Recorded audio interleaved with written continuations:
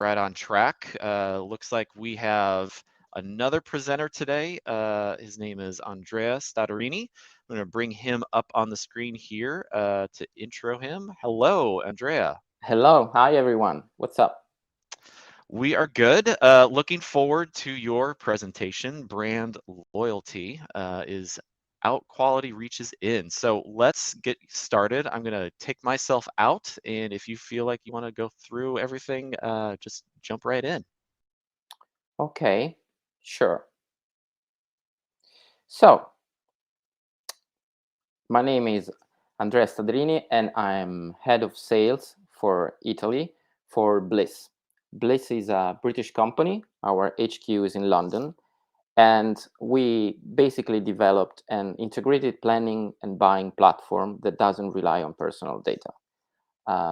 As head of sales for the center and south of Italy, I manage a small team and all the sales activities for the clients based in Rome and in the south of Italy. As an interesting fact, I always quote that I'm a very big Star Wars fan and I'm the proud owner of a Jedi dog named Obi-Wan. So, what is the starting point of this presentation? The starting point is the idea that 20% of customers are responsible for 80% of the sales. This was one of the basic principles that guided retailers' strategy until now. This idea is directly derived from the so-called Pareto principle. Pareto was an Italian economist that developed this very interesting theory about the distribution of value inside systems. And basically, his idea was that 80% of the effects were directly linked to 20% of the causes. And therefore, the application of his theory to sales has brought to the belief that retaining and upselling an existing customer base is easier and most cost efficient rather than acquiring a new one. However, we believe that this approach may no longer ring quite as true. And the reason for that is that there are three main phenomena that are changing very dramatically the landscape in the digital ecosystem and in general. The first one that I would quote is the disappearing of data. So, as we are all aware, this year probably Google is going to dismiss third party cookies. Third party cookies are one of the most important factors that we utilize in order to plan, deliver, and measure the outcomes of digital campaigns. And therefore, once we no longer be able to utilize cookies, the ecosystem will have to readjust in a very substantial way. On the other side of the fence, we have Apple, and starting from iOS 14, um, basically they're giving their users the opportunity to do two things. The first one is to disable completely localization so that you can no longer utilize location data to target their users. And at the same time, you can also decide to shield your device IDs, which is the identifier of a cell phone. This new change in the operating system has led to many different effects, one of which is that um, big chunks of audience has literally disappeared. Perhaps some of you may have read that Meta, Facebook, has had a lot of problems in their quarter revenue streams because of mainly the fact that most of the users that were utilizing their apps from an Apple cell phones all of a sudden were not reachable at all. So disappearing data is one of the phenomena that are going to change the ecosystem in a very dramatic way. The second one is the fragmented consumer behavior. As we all know, the channels that we can utilize to buy products are getting more and more, and the tools, the devices that we can utilize, from mobile to tablets to desktops to other systems, have multiplied in the last years. And therefore, the path to purchase has become much more fragmented and much more difficult to control. And last but not least, we are facing, let's say it, really challenging economic times. Inflation is a problem all over the world, and I live in Rome, here in the EU. The effects of the war in Ukraine are becoming really, really, really important ones. And if you put these three things together, what you come up with is basically the perfect storm. So, what is, in short, our stance?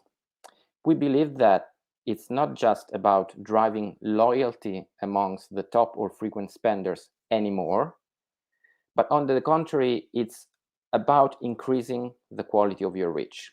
So there was this old saying, grow your pie or grow your slice of the pie. And we think that you cannot choose between one of the two anymore, but you need them both. And so in practice, what we believe is that you have to rethink the formula. The old advertising mantra of right people plus right place plus right message plus right time equals growth is isn't so straightforward anymore. It's not going to work very easily any longer, because basically the advertisers are going to face huge problems to reach the right people in the right place with the right message at the right time. So the basic challenge for the future, from our point of view, will be that of thinking scalable targeting opportunities.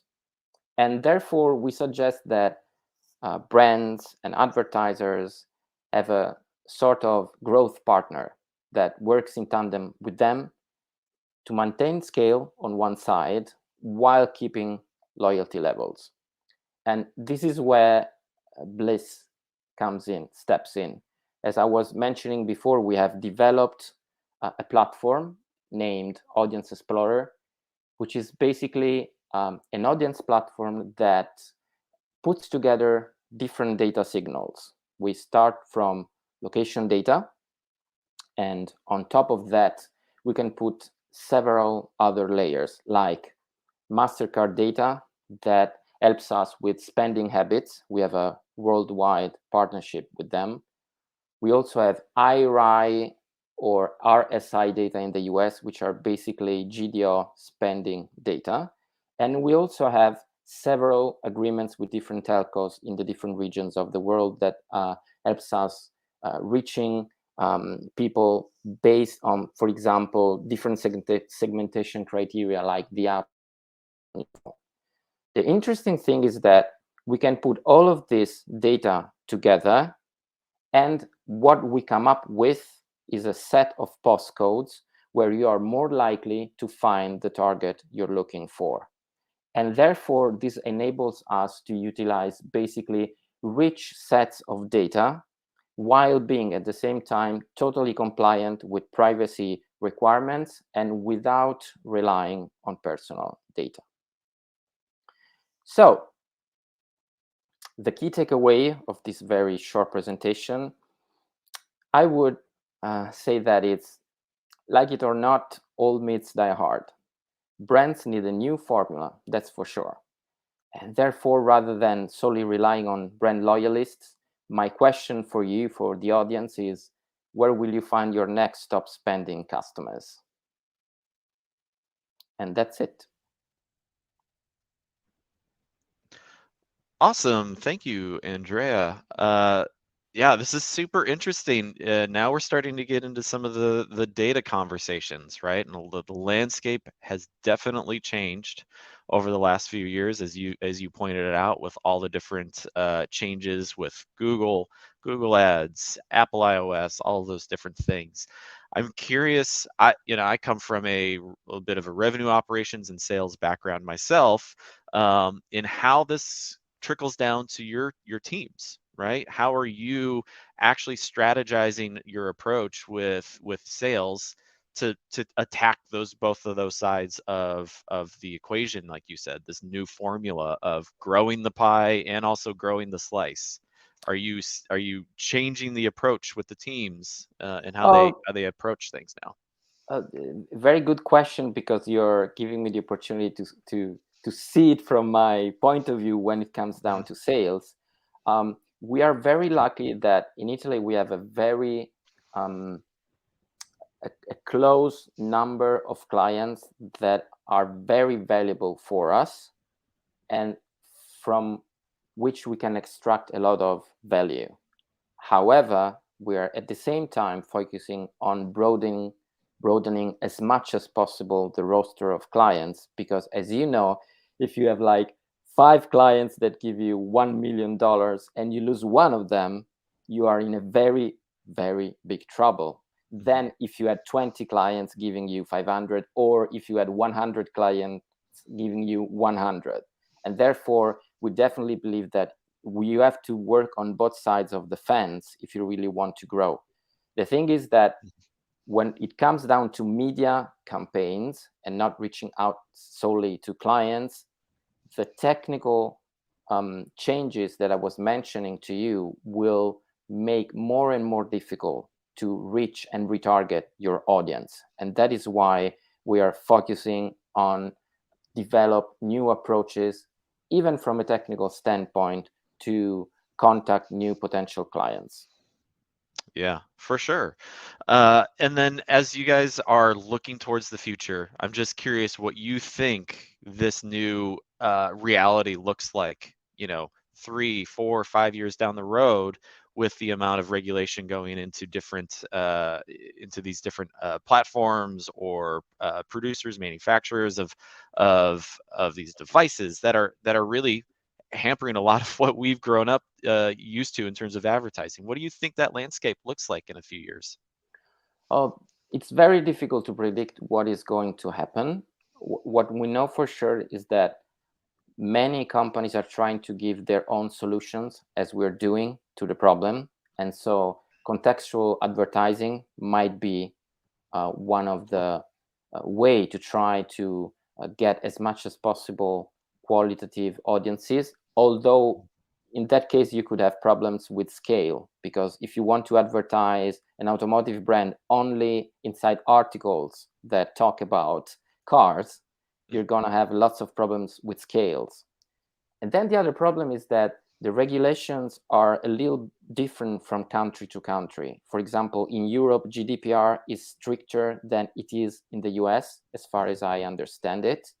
However, when it comes down to Google, if they want to enter the EU market, they somehow have to adjust to our regulations. This is why I just read that they are starting the first tests with a privacy sandbox, which should mhm. be another way to reach websites and apps inside their ecosystem.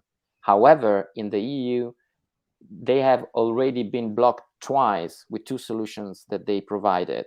Oh, The first one was the flock, the federated learning of cohorts, that mm, didn't pass our tests. And then they presented another solution that did not work. So the challenge is double, because on one side, these big OTT companies need to find a solution that is viable for all of the regions of the world. And on the other hand, since we have different regulations, it's going to be a little complicated. So unfortunately, I cannot foresee the future. I just hope that our solution will be one of the ones that advertiser will look for. definitely. Well, thank you again, Andrea. Had a really nice comment from Clementine, so appreciate the participation. It was a pleasure talking to you. If you want to go back and listen, everybody's got the opportunity to come back to this presentation. And good luck out there, everyone, and Andrea yourself, and hope to connect soon. Okay, thanks a lot. Thank Bye. you. Bye bye.